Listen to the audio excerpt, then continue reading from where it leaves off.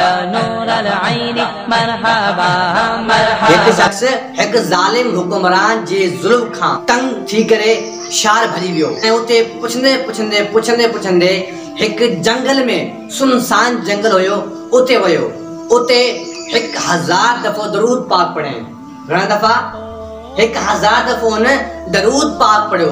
दरूद पाक पढ़ी पो दुआ घुरे, या अल्लाह मुहम्मद रसूलुल्लाह सल्लल्लाहु अलैहि व आलिहि वसल्लम जे सदके सां मुके हुन जालिम हुक्मरान खां छाड़े आजाद कर, हुन जालिम हुक्मरान खां पनाह दे। पो एक हातिफ आवाज दिनी, उन चयो जे ए मोमिन, अल्लाह ताला तुझे हिन वसीले मुहम्मद रसूलुल्लाह के कबूल फरमायो ऐं अल्लाह ताला तुझी दुआ कबूल कई आ। जंहिं टाइम वो वयो सागी शहर में तो उते खबर पई त वो जो बादशाह जालिम हुयो मरी गयो। यानी दरूद पाक पढ़ी करे अल्लाह ताला के जेको भी वसीलो दियो अल्लाह ताला तव्हांजी दुआ कबूल कंदो।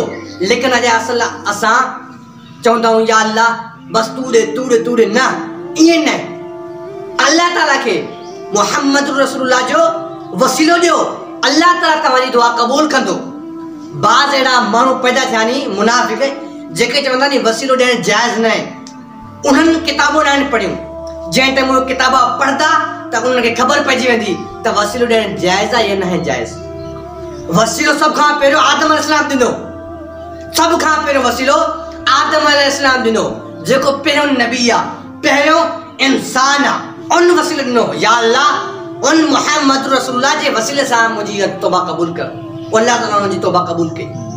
वसीलो ॾियणु जाइज़ आहे, नाजाइज़ न है। बात चवंदा नी न, ईअं न आहे। बस जंहिं टाइम तव्हांखे का टाइम मिले, का वक़्तु मिले, नबी अलैहिस्सलाम ते दरूद पाक पढ़ो, सलातो सलाम पढ़ो।